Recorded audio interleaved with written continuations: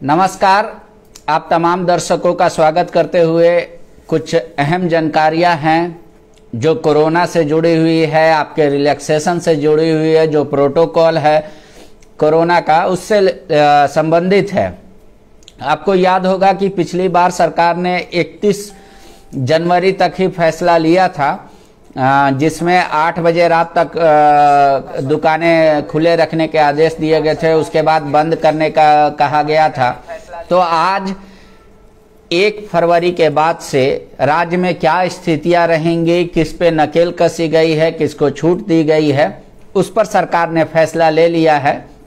और अब से थोड़ी ही देर बाद आपके पास वो नोटिफिकेशन भी आ जाएगा जिसमें जो सरकार ने फैसला लिया है। और इस फैसले को बताने से पहले उन बच्चों को एक बार कहेंगे कि स्कूल जाने के लिए तैयार हो जाइए, जो बच्चे एक लंबे अरसे से स्कूल नहीं जा रहे हैं। हमारे साथ इस चर्चा में हमारे सहयोगी सूरज ठाकुर भाग लेंगे।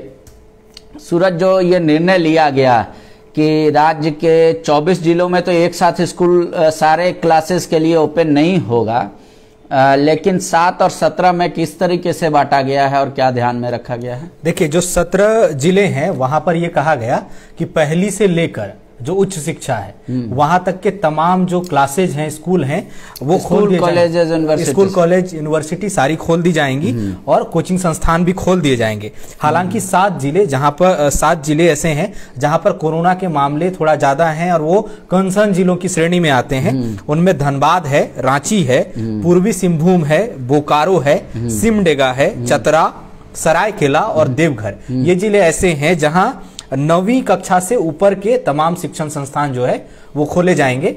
तो यहां पर 1 से 8वीं तक के स्कूलों को फिलहाल नहीं खोलने का फैसला किया गया है। बाकी के जो 17 जिले हैं वहां पहली से लेकर, क्योंकि प्राइमरी स्कूल को लेकर ही सबसे ज्यादा चर्चा थी कि बीच में 2 बार, एक बार 8वीं से ऊपर और एक बार 6ठी से ऊपर, 2 बार स्कूलों को खोला गया। लेकिन दोनों ही बार जब लहर आई, एक बार जब दूसरी लहर आई, एक बार जब तीसरी लहर आई, तो बंद कर दिया गया। लेकिन अब जो है 2 साल बाद जो सबसे बड़ी खबर है कि प्राइमरी स्कूल पूरे 2 साल बाद खुलने जा रहे हैं, ये सबसे बड़ी खबर है।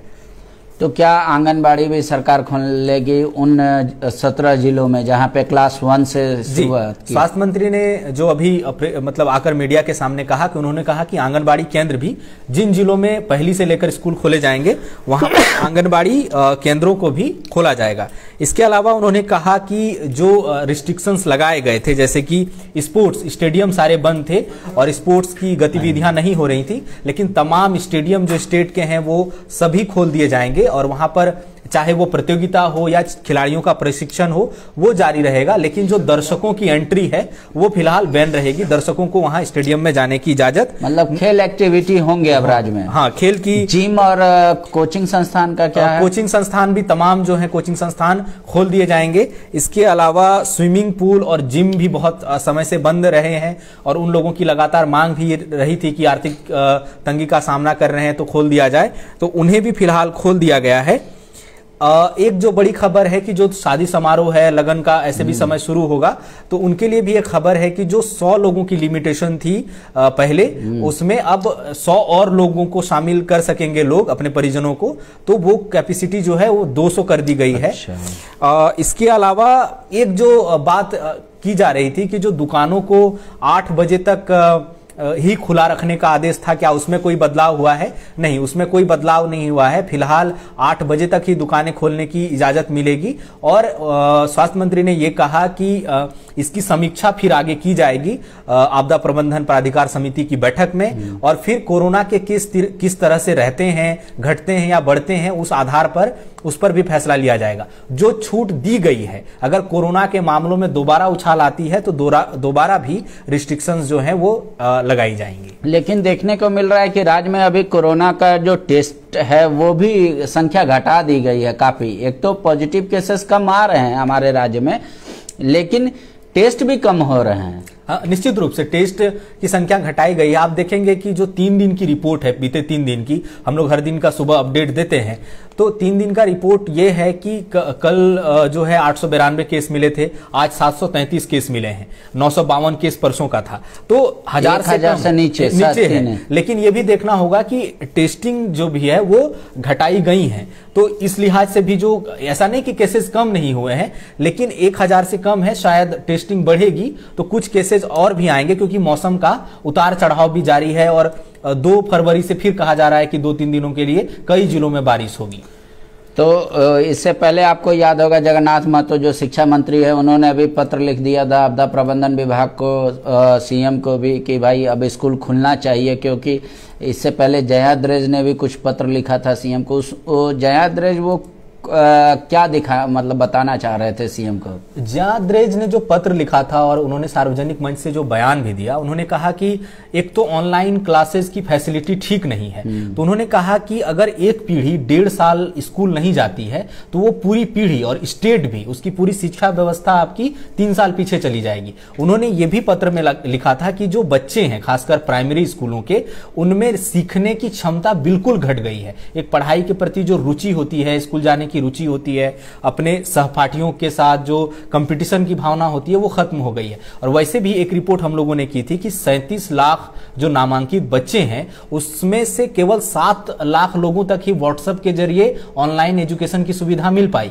जो भी वजह रहो, इसकी वजह यह भी है कि अगर आप एक झारखंड में मतलब गार्जियन गरीब हैं, ये कह सकते हैं नेट की सुविधा नहीं है हर जगह, सुदूर इलाकों में। आप स्कूलों को दोष दें, उससे पहले आपको एक रिपोर्ट देखनी पड़ेगी कि वो रिपोर्ट कहती है कि झारखंड के ग्रामीण स्कूलों में जो प्राइमरी बच्चे हैं, जो प्राइमरी स्कूलों में पढ़ रहे हैं, 95% बच्चों के पास स्मार्टफोन की सुविधा नहीं थी। तो ये लंबे समय से मांग की जा रही थी। और जैसा कि आपने जिक्र किया कि शिक्षा मंत्री ने एक प्रस्ताव भी जो है शिक्षा सचिव के साथ बैठक के बाद भेजा था आपदा प्रबंधन विभाग को, उसमें उन्होंने ये भी मांग की थी कि जो गाइडलाइन है स्कूलों को खोलने को लेकर, उसमें कहा कि जो कोविड के बेसिक प्रोटोकॉल हैं, जैसे कि मास्क लगाना है, सैनिटाइजर इस्तेमाल करना है, सोशल डिस्टेंसिंग का पालन करना है, इसके अलावा कोई बाध्यता इंपोज ना की जाए, जैसे कि अभिभावकों का साइन लिखित अनुमति लेकर आना, या फिर ऑड इवेंट के आधार पर, रोल नंबर के आधार पर बच्चों को बुलाना कि 50% एक दिन आएंगे, 50% दोबारा।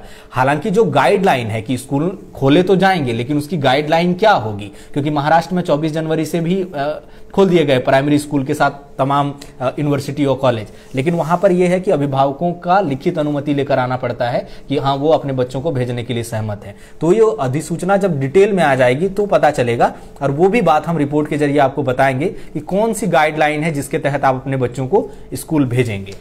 लेकिन अभी ये समझ में आ गया कि सभी बच्चे, अब तक के जो रिपोर्ट है, सभी जाएंगे स्कूल। 17 जिले में क्लास 1 से लेके और यूनिवर्सिटी या जो भी हायर एजुकेशन लेवल तक है, सारे कोचिंग संस्थान स्कूल खोल दिए। सिर्फ 7 जिले हैं।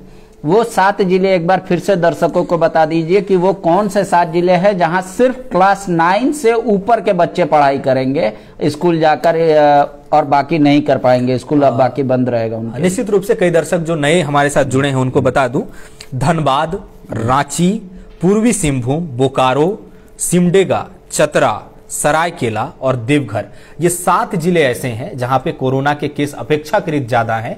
वहां पर 9वीं कक्षा से ऊपर के ही स्कूल या कॉलेज खोले जाएंगे। अभी फिलहाल यहां पर प्राइमरी स्कूलों को नहीं खोला गया है। अगर यहां पर केसेस कम होते हैं भविष्य में तो उसकी समीक्षा की जाएगी और उसके आधार पर वहां पर प्राइमरी स्कूल खोले जाएंगे।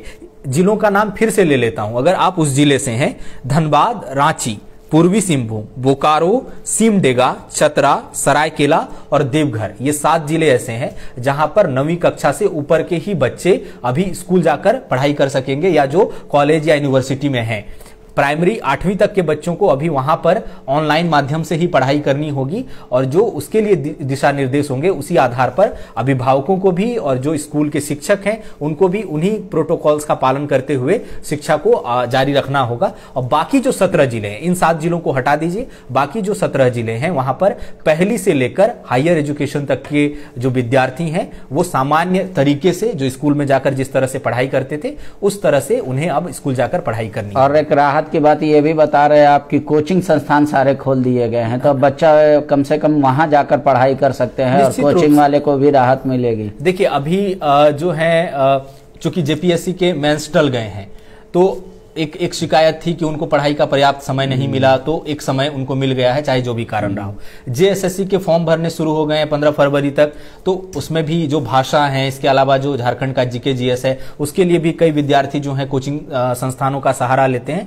तो उन लोगों के लिए निश्चित रूप से बीपीएससी की मुख्य परीक्षा, प्रारंभिक परीक्षाएं होनी है अक्टूबर नवंबर तक जाते जाते, तो निश्चित रूप से अगर कोचिंग संस्थान खुले हैं तो उन बच्चों के लिए जो रांची, बोकारो या धनबाद जैसे दुमका में रहकर प्रतियोगी परीक्षाओं की तैयारी करते हैं, उनके लिए एक राहत की खबर है कि तमाम कोचिंग संस्थान जो हैं वो खुल जाएंगे और वो दोबारा क्लासेज में आकर अपनी जो प्रतियोगिता परीक्षा के जो डाउट्स हैं, जो मुश्किलें हैं, भाषा को लेकर अलग से जो संस्थान चलते हैं कोचिंग संस्थान, तो उन तमाम जो मुश्किलें हैं उसका एक समाधान हो जाएगा और उनकी तैयारी बेहतर तरीके से निश्चित रूप से हो पाएगी। एक बार फिर से शॉर्ट में बता दीजिए कोई पॉइंट, ये स्कूल के अलावा और क्या क्या चीज़ पे रियायत मिली है सरकार के द्वारा? देखिए फिर से बता दूं कि जितने जिम हैं उन्हें खोल दिया गया है, स्विमिंग पूलों को खोल दिया गया है। सिनेमा थिएटर को लेके अभी कोई स्पष्ट जानकारी उन्होंने नहीं दी, हालांकि हो सकता है कि अधिसूचना में इसके बारे में कुछ हो, जब वो हमारे पास आएगा तो जरूर पहुंचाएंगे कि क्योंकि कई राज्यों में सिनेमा थिएटर जो हैं दिल्ली, महाराष्ट्र में 50% क्षमता के साथ खोले गए हैं।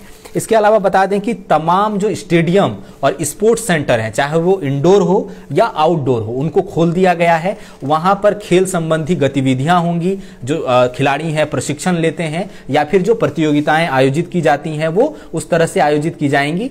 लेकिन जो दर्शक हैं उनको फिलहाल वहां पर प्रवेश करने की इजाजत नहीं दी जाएगी। शादी विवाह का जो लगन है दोबारा फिर शुरू होना है, ठंड कम हो रहा है, तो आपको बता दूं कि जब पिछला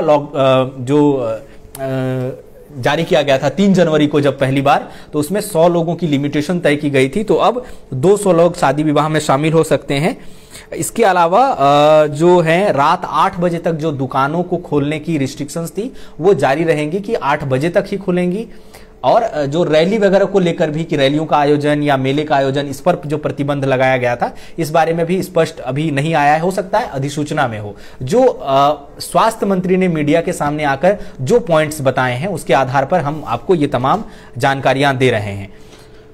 डिटेल और भी आएंगे, जब नोटिफिकेशन रिलीज हो जाएगा तो डिटेल इन्फॉर्मेशन आप तक पहुंच जाएगा। आप हमारे वेबसाइट पे भी जाकर उसको पढ़ सकते हैं कि क्या कुछ वो डिटेल इन्फॉर्मेशन है। तो इस डिटेल इन्फॉर्मेशन को आप पढ़े उससे पहले जिनके घर में शादियां हैं उनके लिए एक खुशखबरी की बात है, और मेरे लिए भी, क्योंकि एक मेरे एक साथी की भी शादी होने वाली है जिसकी प्रतीक्षा हम कई दिनों से कर रहे हैं। तो ये सुखद है कि अब 200 लोग उनके शादी में शामिल हो पाएंगे। आप सभी तमाम दर्शकों का शुक्रिया।